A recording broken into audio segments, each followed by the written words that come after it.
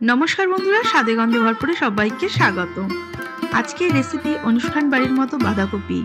অনেক রকম ভাবেই আমরা বাড়িতে বাঁধাকপি রান্না করে থাকি, তবে ঠিক অনুষ্ঠান বাড়ির মতো স্বাদ কিন্তু বাড়িতে হয় না।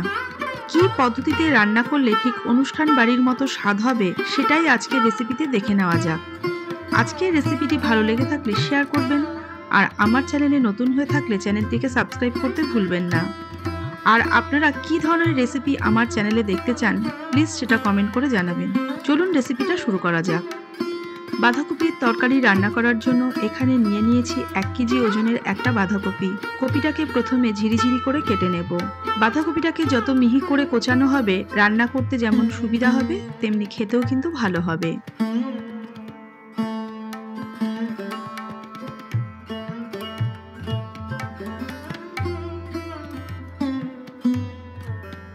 কেটে রাখা বাঁধাকপিগুলোকে ভালো করে ধুয়ে নিয়ে একটা ঝুড়ির মধ্যে রেখে দিয়েছি, যাতে জলটা ঝরে যায়।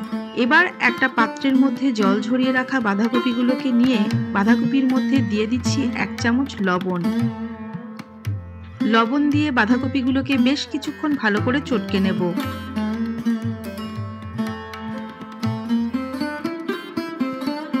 কিছুক্ষণ চটকে নেওয়ার পরেই বাঁধাকপিগুলো অনেকটাই নরম হয়ে গিয়েছে এবং বাঁধাকপিগুলো থেকে বেশ কিছুটা জলও বেরিয়েছে। এইভাবে লবণ দিয়ে চটকে নিলে বাঁধাকপিগুলোকে আর ভাপাবার কিন্তু কোনো প্রয়োজন হবে না, আর বাঁধাকপির মধ্যে যে একটা গন্ধ থাকে সেটাও চলে যায়। এইবার চটকে নেওয়া বাঁধাকপিগুলোকে একটা ছাঁকনির মধ্যে রেখে দিলাম। কপির মধ্যে যদি আরও কিছুটা জল থাকে সেটাও বেরিয়ে যাবে। বাঁধাকপি রান্না করার জন্য এখানে নিয়ে নিয়েছি বেশ বড় সাইজের একটা কাতলা মাছের মাথা, আর নিয়েছি কিছুটা মাছের তেল। মাছের মাথা আর তেলটাকে ভালো করে পরিষ্কার করে ধুয়ে নিয়েছি। তেলটাকে কিন্তু একটু বেশ ভালো করেই বেছে ধুয়ে পরিষ্কার করে নিতে হবে। পরিমাণ মতো লবণ আর হলুদ দিয়ে মাছের মাথা আর তেলটাকে মাখিয়ে নিয়ে কিছুক্ষণ রেখে দেব।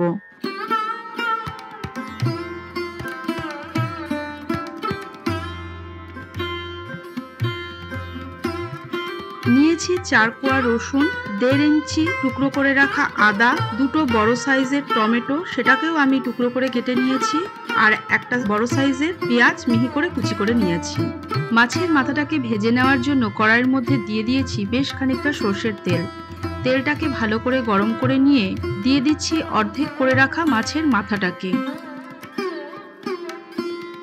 একটা দিক খুব ভালো করে ভাজা হয়ে গিয়েছে, এবার উল্টে দিয়ে অপর পিঠটাও ভালো করে ভেজে নেব। মাছের মাথাটাকে কিন্তু একটু বেশ ভালো করেই ভেজে নিতে হবে। যতক্ষণে মাছের মাথা ভাজা হচ্ছে, অপর দিকে একটা ফ্রাই প্যান বসিয়ে দিয়ে তার মধ্যে দিয়ে দিচ্ছি কিছু গোটা মশলা। ছোট চামচের 2 চামচ গোটা জিরে, বড় চামচের 1 চামচ গোটা ধনে, 2 টুকরো দারচিনি, 2টো লবঙ্গ আর 2টো এলাচ। এই সব মশলাগুলোকে শুকনো খোলায় একটু নাড়াচাড়া করে ভেজে নেব, তবে খুব বেশি কিন্তু ভাজবো না। অন্য আরেকটা কড়াই নিয়েছি, তার মধ্যে দিয়ে দিচ্ছি বড় চামচের 2 চামচ সর্ষের তেল, আর মাছের মাথাটা যে তেলে ভেজেছিলাম সেই ভাজা তেলটাও আমি এখানে কিছুটা দিয়ে দিয়েছি। তেলটাকে গরম করে নিয়ে ফোড়নের জন্য দিয়ে দিচ্ছি ছোট চামচের 1 চামচ গোটা জিরে, 2টো তেজপাতা, 2 টুকরো দারচিনি, 2টো লবঙ্গ, 2টো ছোট এলাচ। ফোড়নটাকে কিছুক্ষণ তেলের মধ্যে নাড়াচাড়া করে ভেজে নেব। ফোড়নটা থেকে যেই একটা ভালো গন্ধ বেরোবে, এই সময় দিয়ে দিচ্ছি মিডিয়াম সাইজের 2টো ডুমো করে কেটে রাখা আলু। অল্প পরিমাণে লবণ আর অল্প হলুদ গুঁড়ো দিয়ে আলুগুলোকে তেলের মধ্যে নাড়াচাড়া করে ভেজে নেব।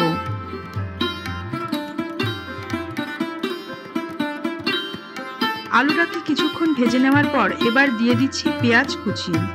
পেঁয়াজ কুচিটাকেও আলুর সঙ্গে কিছুক্ষণ নাড়াচাড়া করে ভেজে নেব, যতক্ষণ না পেঁয়াজটা নরম হয়ে যাচ্ছে। যতক্ষণে আলু আর পেঁয়াজটা ভাজা হচ্ছে, ততক্ষণে মশলাটাকে বেটে নেব।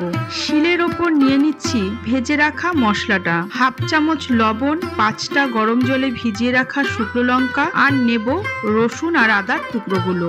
এই সব কিছুই আমি একসঙ্গে অল্প জল দিয়ে বেটে নেব।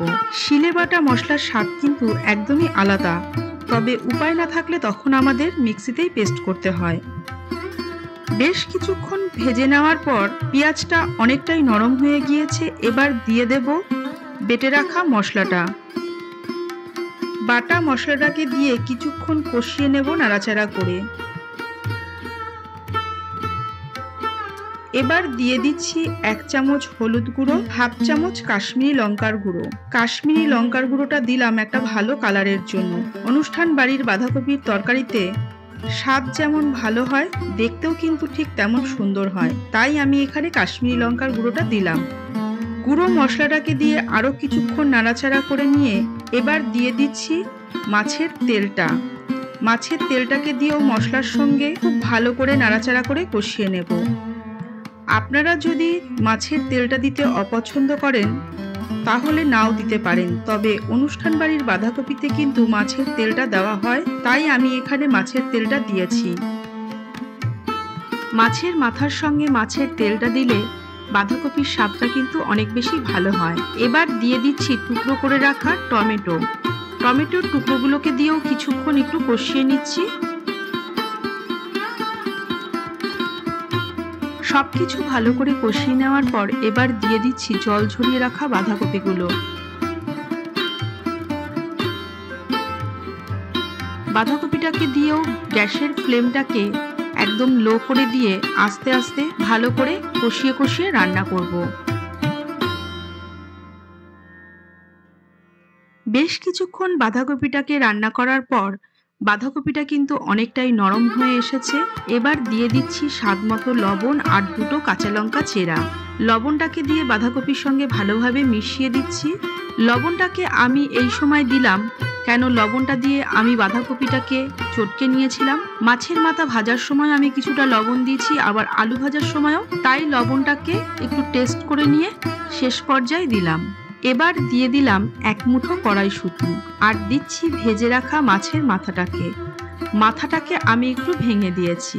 মাছের মাথাটাকে দিয়েও বাঁধাকপির সঙ্গে আরো মিনিট 5 সময় ধরে আস্তে আস্তে রান্না করব। সবশেষে দিয়ে দিচ্ছি বড় চামচের 1 চামচ চিনি, ছোট চামচের 1 চামচ ঘি আর হাফ চামচ গরম মশলা। এবার বাঁধাকপিটাকে একটু নাড়াচাড়া করে গ্যাসের ফ্লেমটা অফ করে দিয়ে বাঁধাকপির তরকারিটাকে আমি নামিয়ে নেব। তৈরি হয়ে গিয়েছে আমার অনুষ্ঠান বাড়ির মতো বাঁধাকপির তরকারি। যে কোনো অনুষ্ঠান বাড়িতেই কিন্তু শীতের সময় এইরকম মাছের মাথা দিয়ে বাঁধাকপির তরকারি হয়, আর আমাদের খেতেও বেশ ভালো লাগে।